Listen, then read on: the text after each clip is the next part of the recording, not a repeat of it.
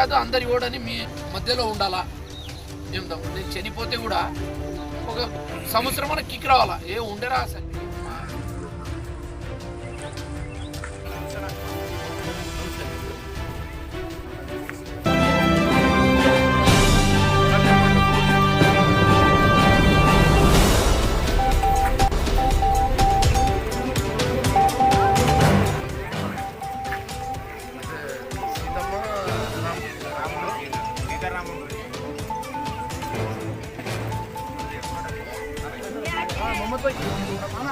మామ ఇంకో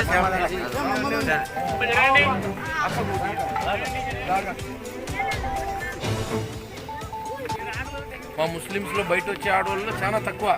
దాంట్లో మా అక్క ఝాన్సీ మాదిరిగా వస్తుంది కాబట్టి ఇనిసెంట్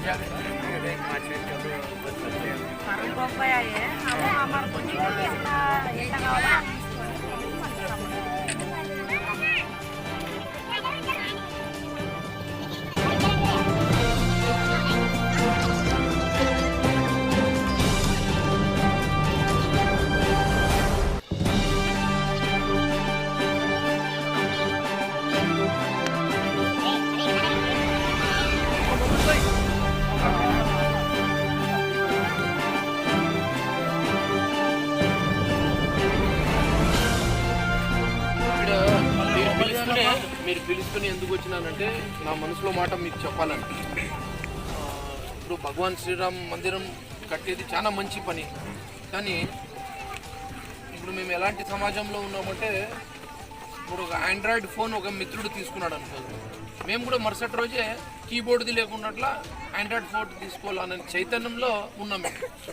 కానీ మా హిందువుల శ్మశానం ఎందుకు ఆ దరిద్రంగా తయారైంది? మా తల్లిదండ్రులు అక్కడే పండుకున్నారు.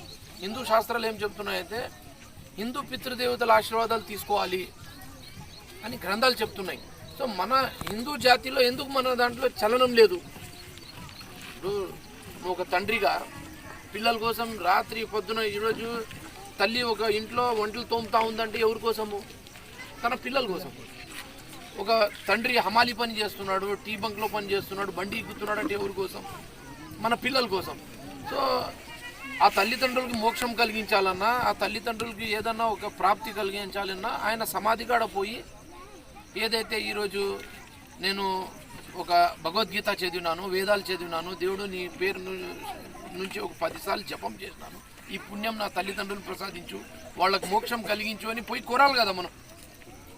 సో మనం ఇప్పుడు హిందూ శాస్త్రాలు శివుని ఇల్లు అంటున్నాయి. శివుడు ఎక్కడ నివసించేదంటే ఎక్కడ? శ్మశానంలోనే. ఆ మాట ఎందుకు చెప్తున్నారంటే శివుణ్ణి పూజించే కన్నా సమాధికి దర్శిస్తాడు, శ్మశానం వైపు వస్తాడు అని ఒక మంచి ఉద్దేశంతో గ్రంథాలు ఆ రకంగా మమ్మల్ని దగ్గర తెస్తున్నాయి మా హిందూ సోదరులు. సో మా అస్తిత్వాన్ని కోల్పోతున్నాము, మా డిఎన్ఏని కోల్పోతున్నాము. మా హిందూ సోదరులందరూ సాయిబుల్ శ్మశానం చూసైనా చేతనం తెచ్చుకొని మా శ్మశానం బాగా చేసుకుందామని. ఇప్పుడు సపోజ్ నా దగ్గర ఇప్పుడు మా మహమ్మద్ భయ్య ఉన్నాడు, నేనున్నాను. మహమ్మద్ భయ్య 500 ఇస్తే నేను ఒక 5000 ఇవ్వగలను. కానీ నువ్వు ఒక బండి లాగేవాడు, నువ్వు డబ్బులు చందా ఇలేవు, కానీ నువ్వు శ్రమదానం చేస్తే కూడా చందా కన్నా ఎక్కువ పుణ్యం నీకు. ఏం తమ్ముడు? అది యువకుల్లోనే రావాలా. ఏం తమ్ముడు? యువకుల్లో వస్తే సో ఆ శ్మశానంని ఇప్పుడు దాన్ని ఎవరు పట్టించుకోవడం లేదు. మనం అందరూ కలిసి ఒక బాగా చేద్దామని మన సోదరులు వచ్చింటే చెప్పిన మనం చేస్తే మా పిల్లలు మా సమాధి కాడ వస్తారు. అలాంటి ఒక మంచి ఉద్దేశంతో అన్న మీకు అందరికి పిలిపిస్తాను, ఆదివారం అట్లా తమ్ముళ్ళని చెప్తాను, నా సొంతం డబ్బులతో కాంపౌండ్ వాల్ గేట్ పెట్టిన.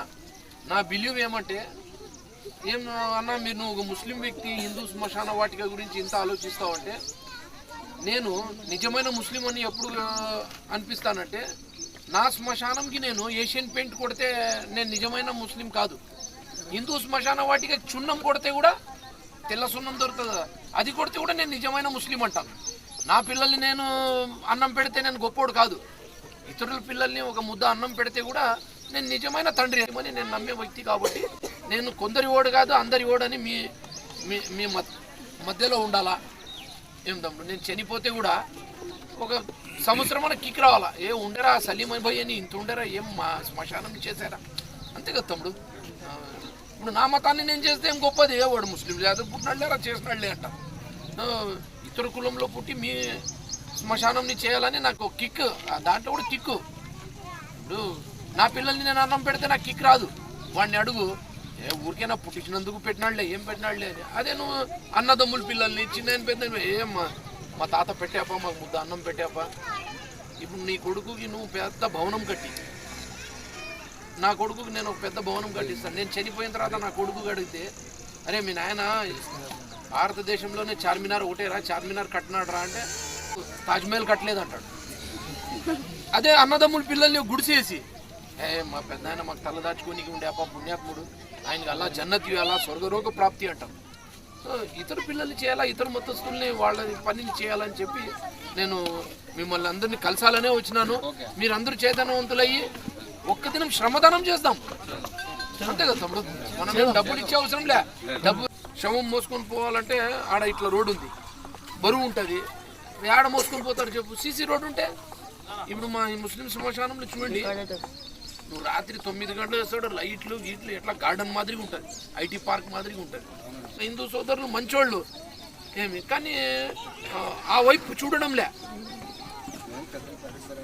తమ్ముడు మనలో రావాలా. ఇప్పుడు మేము పుట్టినప్పుడు మా పెద్దోళ్ళు చెప్పులు లేకున్నట్లు నడుస్తుండ్రి. ఇప్పుడు చెప్పులా షూసా, 5,000 షూస్ కావాలా, 2,000 షూస్ కావాలా అంటాం. కానీ అట్లా పెడతాను, నా చేత అయిందంతా నేను డబ్బులు రాస్తున్నా, మీరు శ్రమదానం చేయండి అన్నారు. మనం కూడా చేయాలి. భిక్షం ఎత్తుదాం తమ్ముడు, భిక్షం ఎత్తుదాము.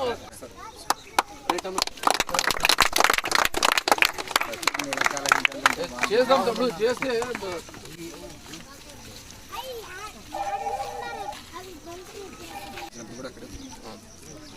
కానీ అందరూ పట్టించుకోలేదు. అందరూ